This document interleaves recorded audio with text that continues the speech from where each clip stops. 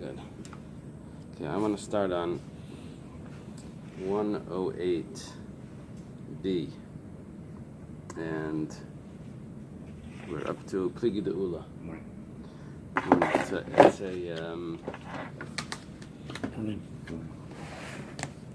we're talking about someone that brings a sacrifice outside the temple. Does he need to bring the complete sacrifice? Ala shalim mechayev, does it need to be complete? Or even if it's partially complete? What is Kuf ches. Even if it's lacking. We said that someone that goes up, he brings up a piece of the sacrifice, then he brings another piece, then he brings another piece. So, is he chayev for each time he brings up a piece, or is he only chayev for the whole thing together?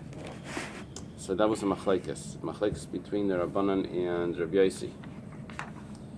Reb Shimon and Rabbi Yossi. Reb Shimon says he's chayev on each one, and Rabbi Yossi says he's only chayev one. So we were discussing what the machlekes is. Rish Lakish had his opinion what the machlekes is, and Rabbi Yochanan had his opinion. Rish Lakish says that the machlekes is regarding when they brought up 4 or 5 entire limbs. Reb Shimon's opinion was, or rather Reb Yossi's opinion was, that you only chayev on one for all of them together, because it says la say say, and needs to be complete. And Reb Shimon's opinion was you chayev on each limb. He concluded, Rish Lakish, and he said, what is Reb Shimon's proof for that? He says that Oisai is referring to the limbs. That's already a shear, yeah. Each one needs to be whole. Okay. Rabbi Yochanan says that the machlekes is regarding one limb that was from an animal that was already slaughtered and ready to be brought in the temple. And then you brought it outside. Now, since the rule is that limbs that are in the temple, when they're on the altar, if they pop off the altar, you're supposed to put them back on. So what happens with this sacrifice that was brought in the temple, but then you took it outside, and then you put it up on the altar? So one says that since inside the temple, even if it's not complete, you would be chayev. So this is considered like a sacrifice that was in the temple, and you're chayev.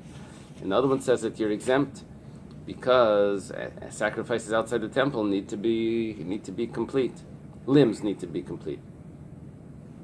According to this opinion, if the limbs are complete, then you'd be chayev on each one, according to both of them. Okay, now the Gemara says a pligi de ula. So where do you find this? The line begins with the word al. It's about 2/3 down. Al Kol? Yeah, I'll call it here. But we're going to start in the English. It must be another, it could be over, maybe try one more page. Do you see a line that starts with Al? Do you see the words Pligi de Ula? And it argues on Ula? Yeah, it looks like it should be over there. And this opinion argues with Ula. Disagrees with Ula. Yeah? Okay. Pligi de Ula. Ula argues on Rish Lakish and Rabbi Yochanan. Damar Ula, because Ula says, Hakol Maidim, everyone would agree, b'maktari pnim, sacrifices that were brought inside the temple, shechasru, that now they're lacking, behelu bachot, shechayev, and you bring them outside, you're obligated for bringing a sacrifice outside the temple, even though they're lacking. Why? Because in the temple, you would have put them on the altar. Outside the temple, you're obligated for bringing the sacrifice outside the temple. In other words, they were eligible inside the temple, so that continues to be a prohibition outside the temple. So what's the machlekes between Reb Shimon and Rabbi Yossi? It's only when these sacrifices were not at all brought inside the temple. They were totally outside the temple. They were slaughtered outside the temple. And now they're lacking, and now you're bringing it outside the temple. The Mar Savar Pater, Mar Savar Chayev, one says that you're exempt, and one says that you're obligated. Who says that you're obligated? Reb Shimon.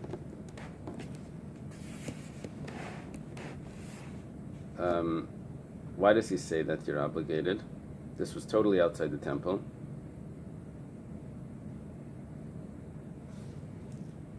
It's a big chiddush.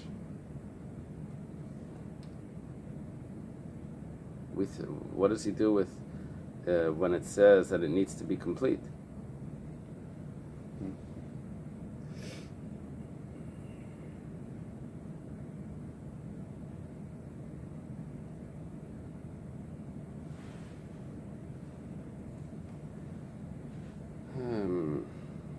He learns that complete means less than a kazayas. That incomplete means less than a kazayas. Once you bring a kazayas, it's already complete.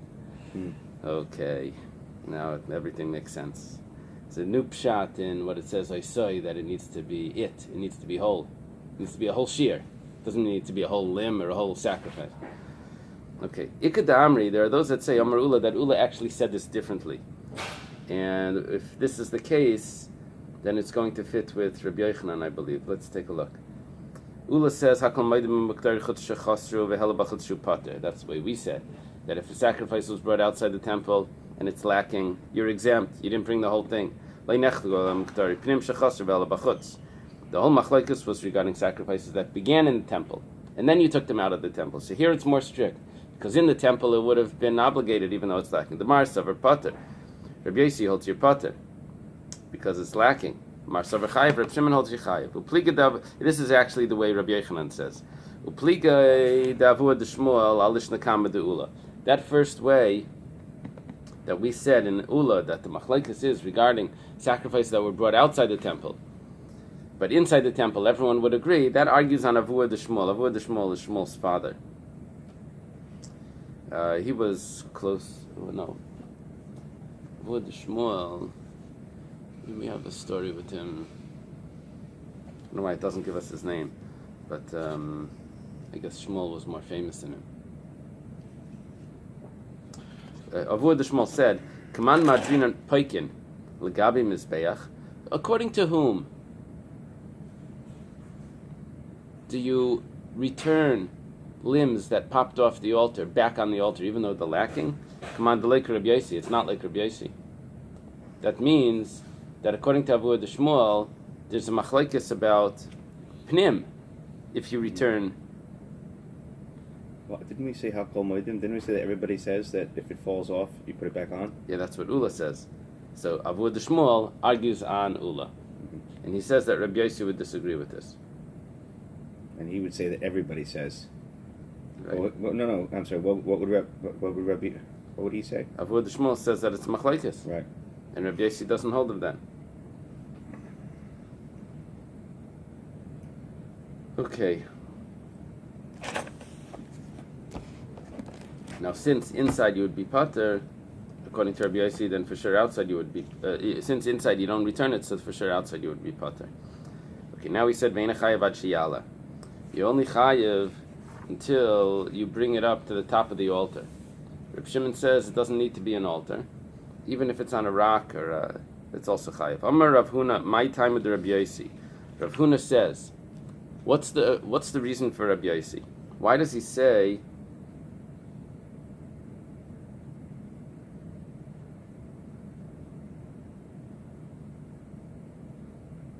that it needs to be an altar? Noach had an altar outside the temple, of course, and he brought a sacrifice up. You see that it's supposed to be a bamas yachid, in a personal altar, is where a private person brings a sacrifice. It is on an altar. We see that from Noach. Therefore, if a person brings a sacrifice outside the temple, it's supposed to be on an altar. Was that the first? I'm sorry, Rabbi. Is that the first recollection? First record. Record. Torah, yeah. Didn't he bring a sacrifice though? Oh yes, indeed. But yeah. But he didn't do it on a bama. Yeah, I don't know what it says there. Okay. He brought a mincha. Does it say he brought a mincha? What does it say? Anyway. Morning.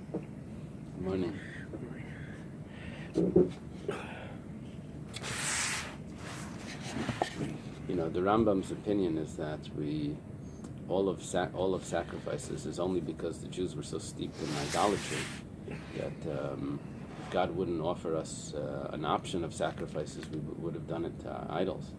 But really, it wasn't in the original plan.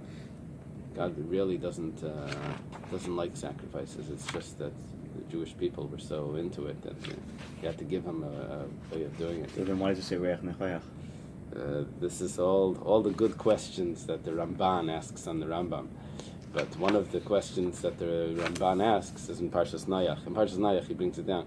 He says Noach wasn't steeped in idolatry, and anyway, he says Noach was he did this totally on his own. He brought a sacrifice. Anyway. Okay. Amar Rabbi Yochanan, my time with the Reb Shimon. Reb Shimon holds that it doesn't need to be an altar. It says Manoach. You know Manoach? Shimshon's father. They saw the angel. The angel appeared to the wife, and then you're going to have a child. And then the angel appears to Manoach, and then afterwards they say, can't believe it. We're going to die. We saw an angel, and they bring a sacrifice. But it doesn't say that he brings it on an altar. It says Vayal al Atzur la Hashem. They brought it on a rock. It's a proof that you don't need an altar. What does he do? It says that he built an altar. That just means that it was high, but it doesn't mean that it has to be that. It was just it was like a table to bring the sacrifice. It says Manoach brought the sacrifice. It wasn't on an altar. It was on a rock. Hirashai, so that was just a one-time event. Can't learn from that. We're discussing if the sacrifice that's brought outside the temple, where a person is obligated, is it only considered the prohibition when it's on an altar, or even if it's just on the ground or on a rock or something. By the same, if you want, I could tell you Hachi time of the Reb Shimon, or Hainu time of the Reb Shimon. This is the reason for Reb Shimon. Kedetanya Reb Shimon Aimer, because Reb Shimon says, it's the pasuk says that the kohen sprinkles the blood al mizbach Hashem Pesach Hayal Mayid, on the altar of Hashem at the entrance to the tent of meeting. Mizbach Pesach Hayal Mayid, the altar at the entrance to the tent of meeting. Ve'ein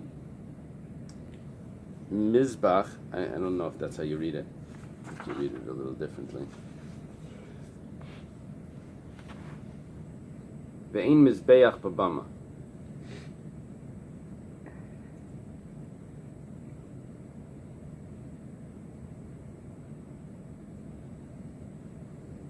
When do you need a Mizbeach? That's if it's at the entrance to the tent of meeting. But if it's a bama, you don't need to have a mizbeach. Lefikach, hela al sela al even is chayav. Therefore, if you bring a sacrifice on a rock or a stone, it's still chayav. Okay. I don't understand. So he says like this. He says Mizbeach Pesach Oyel Moed, the Ein Mizbeach. Yeah, it says Mizbeach or Mizbach Pesach Oyel Moed. Yeah. It means at the entrance to the tent of meeting you have a Mizbeach. But Ve'im Mizbeach B'bama. Ve'im Mizbeach B'bama. B'bama means in the private altars outside the temple. It doesn't need to be a Mizbeach. It could even be some low surface. Okay, the Gemara asks that the verse was not this statement of Reb Shimon was not referring to a prohibition. It was referring to how do you bring a sacrifice during the times that you're allowed to bring a sacrifice outside the temple. It says that you don't need to have a mizbeach. So why does it say chayiv? It should say yatzam mibayilei. Should have said that you fulfilled your obligation without an altar. So hachikamer, this is what it means to say. You see, the heikuf is an abbreviation for hachikamer. So it is saying. It's like the following. It needs to be read the following way. Lefikach, therefore, b'shas yisrabama is because you fulfill your obligation on bringing it on without an altar.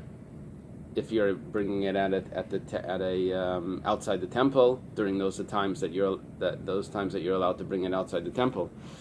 So then, since that's the case, so helal aselay even chayev at the times when you're not allowed to, then you're going to be chayev if it just missed one step in here. It says in the temple needs to be an altar. Outside the temple you don't need to have an altar, and therefore those cases when you're not allowed to bring it outside the temple, you're chayev even without an altar. Okay. But Rabbi Yossi bar Chanina has a question. Karen v'kevesh v'yisaid v'ribu amaosh Yaakov babam. Very interesting question. Does the altar, according to the opinion, I guess, that says that you need to have an altar, does the altar outside the temple need to have corners? Does it need to have a ramp? Does it need to have a foundation? And does it need to be square? In other words, you're setting up altars outside the temple because you're allowed to, in those times that you're allowed to. Does it have those requirements? Amalei Rabbi Yirmiyah Tanya. Rabbi Yirmiyah says that we learned in the Brisa. Karen v'kevesh v'ribu v'yisaid ma'akvim ba megadela ve'mak ba b'ketana. Depends. Public altars outside the temple needed to have it.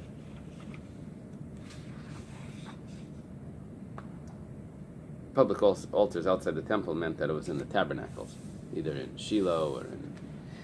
However, all of the private altars did not need to be square and have the corners and the base and all of that. Okay.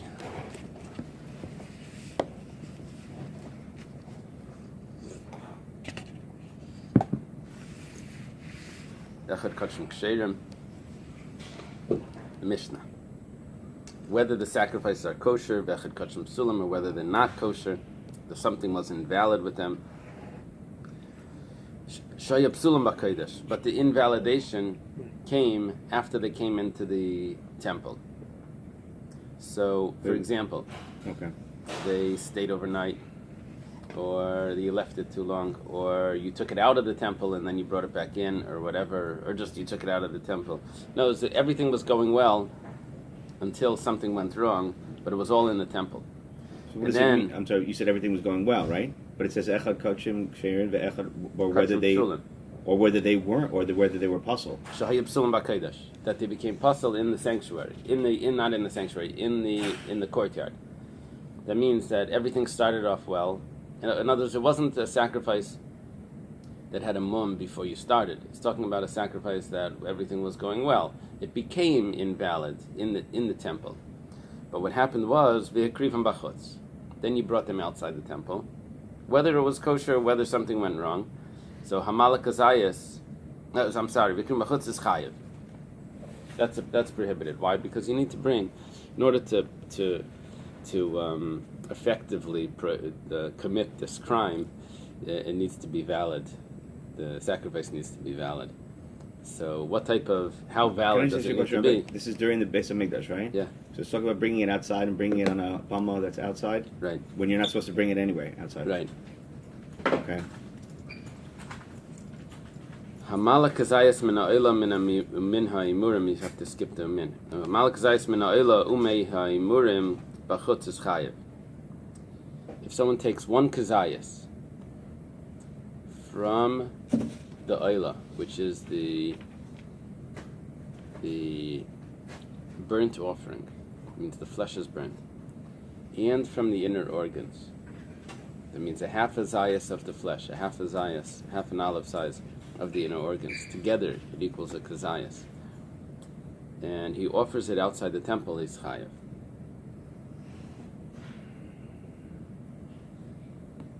What is he chayav for? Sacrifice outside the temple. Right, so he's only chayav for that. Right. Right.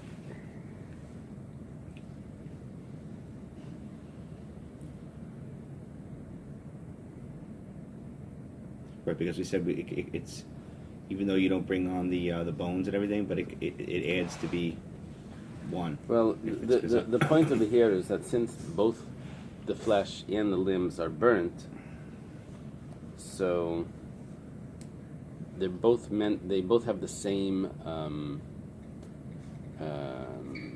same outcome, that they're meant to be burnt on the altar. So therefore, because they're both meant to be burnt on the altar, then they'll combine to be one kazayas. Why is it that we're not saying here that it needs to be whole? But we said that it needs to be whole, at least according to one opinion. I guess that opinion is going to have to disagree with this. With the Mishnah. Well, it was a machlekes in the Mishnah before, Reb Shimon and Reb Yosi.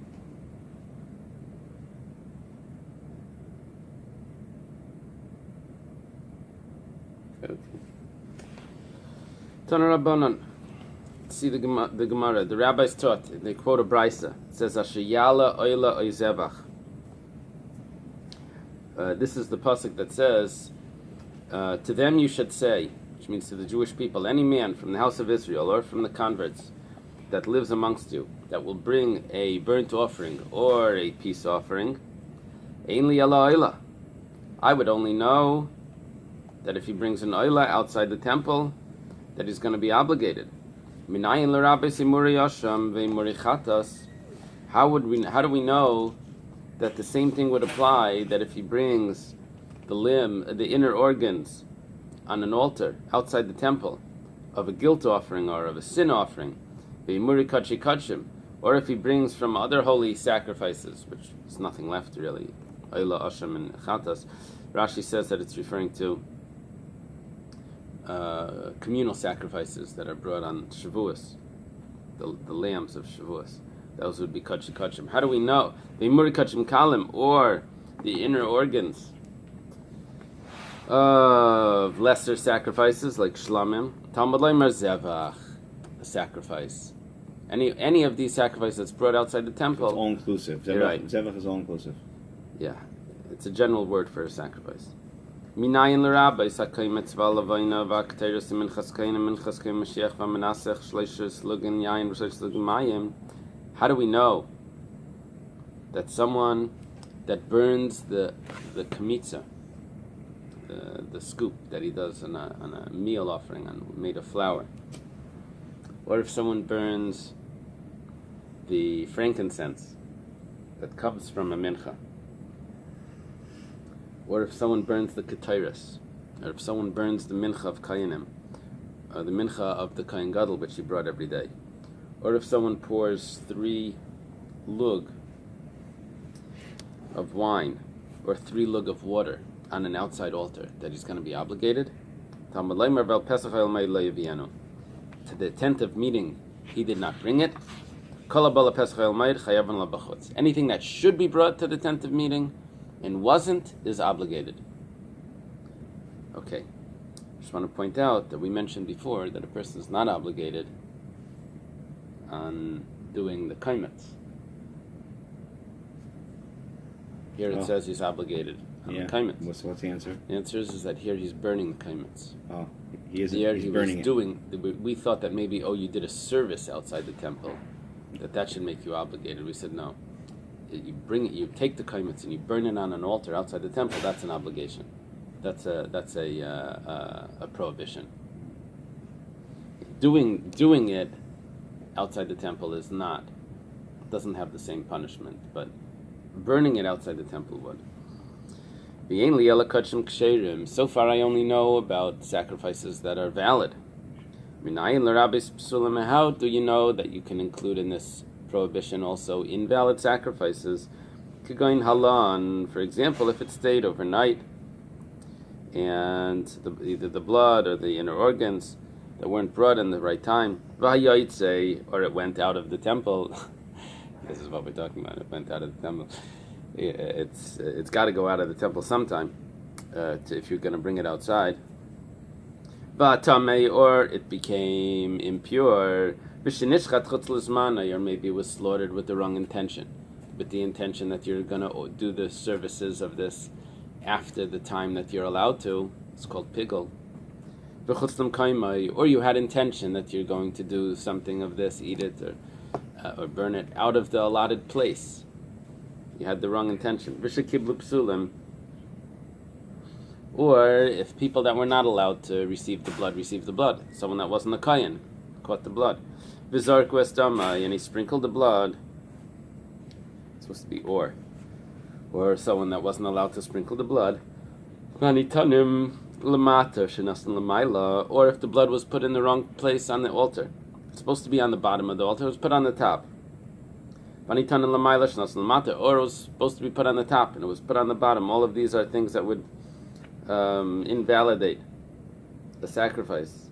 Vanitanim bachut shenasan bifnim, or the sacrifice that the blood was put outside. And it was meant to go. It was meant to go outside, but you put the blood inside. Or the blood was meant to go inside, that you put it outside. Or Pesach v'chater supposed to be sheshachtan. It's a shenaslan. Sheshachtan that were slaughtered shlei lishman. A Pesach, Paschal sacrifice, or a sin offering that were slaughtered with the intention of a different sacrifice. They become invalid. Minayin, how do you know? Why only these two? That's a special thing. The beginning of Zevachim. It's the first Mishnah in Zevachim. How do we know that these sacrifices that are already invalid, if they're brought outside the temple, that it will also be a problem?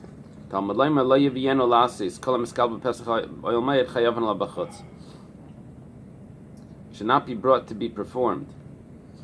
What this means is that because to be performed,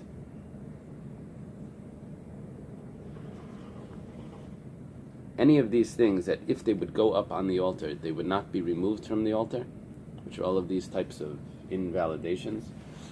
So that's enough that if this sacrifice would be brought outside the temple, the person would be deserving of the punishment. So I understand, Rabbi. If something is, you said puzzle. Yeah, but it's a psul that would have remained on the altar. That means it was puzzle in the temple. It wasn't a mum from before or some other invalidation. You weren't allowed to use this type of animal because it was exchanged for a dog. Even though it's puzzle, it still retains that kedusha that it could have been put back onto the mizbeach. So if it goes out, you're over. If it goes out and you offer it outside, you're over. You're over. Whereas something that was, let's say, post facto, then it wouldn't be. I'm sorry, or pre. If something that was invalid beforehand, yeah, then outside the temple wouldn't have been considered a sacrifice. Outside the temple, it was too invalid. Hamala kazayas mina chulu. Someone that brings up a olive size of the flesh together with the organs. That means they combine flesh and organs to create the olive size, and it's brought up on the outside on an altar outside the temple. He violates the prohibition, and he gets deserving of the punishment, which is kares. Oila ve'imurah in. That's the in, the famous in, which is you have to make sure you read it as yes. And in Hebrew is no, but in Aramaic it's yes, so it's a little confusing. An oila and the organs, yes. Shlamim ve'imureyan loy. But a peace offering and the organs, no. Why? Because the peace offering is eaten. So you took something that was not meant to be burnt. It was meant to be eaten. And you burnt it together with something that was meant to be burnt. That doesn't combine, because it doesn't have the same law. By a oila, which is a burnt offering, you burn the flesh and you burn the inner organs. So those two things will be combined to create one olive size, to make a shear. But by a peace offering, when it's not meant to be burnt, it's meant to be eaten, it doesn't combine with something that's meant to be burnt. Okay, once you've established that, in other words, we just made a diuk in the Mishnah. A diuk means we implied from the Mishnah that it's only by an oila, not by a shlamin. Then tanina lahad tana rabbanan. Our Mishnah will be a proof for what it was taught in a brisa. So could you just go over this again? What? Oila v'emurin. So the burnt offering, versus a shlamim and the flesh of the burnt offering together with the emurim, the organs. Right, those connect to those make combine it to make you kazayas. chayiv. However, shlamim, Right. which means the flesh of a shlamim, which is meant to be eaten by the owner, And the bone and the inner organs which are burnt on the altar, those do not combine. So the Brisa says, yeah, you follow? Yeah, because one's because supposed to be burnt and one's supposed to be eaten. Right. So the one that's supposed to be burnt, you're chayiv for. Because they're both meant to be burnt. So they'll combine. They have the same... Okay. Right? It's sort of like food and drink. In certain cases, don't combine to a shear because they have different measurements. Okay. Food is a ksayas, drink is a revius. You can't combine them, right? I think of fractions. You got to have the same the denominator. Right. Okay. The Brisa says like this: Oila ve'mera mitzdarfin lekazayis la'aloisem bachutz. An oila and its organs will combine to an olive size to make a person guilty if he brings them outside the temple. And we're thinking now, if someone eats pigel nicer tamei from both of these things together, a kazayas of the flesh of an oila and from the organs of an oila, he'll be obligated. That's what we think the Brisa means. The Gemara immediately challenges this. It says, Bishlei mahalas oila de kolol in shlamim loy. You have an implication here. It's implied that the burning of an oila, which is meant to be burnt, the flesh is burnt, combines with the organs to be burnt. That's only by an oila, but not by a shlamim. We're on 109, Kuftes. Ela pigel naisivitame. What about pigel? Thoughts of bringing the sacrifice at the wrong, of burning the sacrifice at the wrong time, or eating at the wrong time. Nicer if it's left over too long, or tummy if it became impure. My taima. What's the reason why it's all going to be by an oila and not by a shlamim? Why will it not combine by a shlamim? V'ha tenan. Did we read this here? My time aloi. We have to add in the word loy. Why not? V'ha tenan. It was taught in the Mishnah. Kol apigulin mitzdarfin. All pigul combines. V'chol anoisrin mitzdarfin. And all leftover sacrifice also combines. So why won't it combine by a shlamim? So the Gemara says, kasha pigul apigul, kasha nicer a nicer. It doesn't actually say this. All it says is that it combines for an oila. It's implied that it doesn't combine for a shlamim. Now we're asking, we understand that it doesn't combine but for a shlamim to make the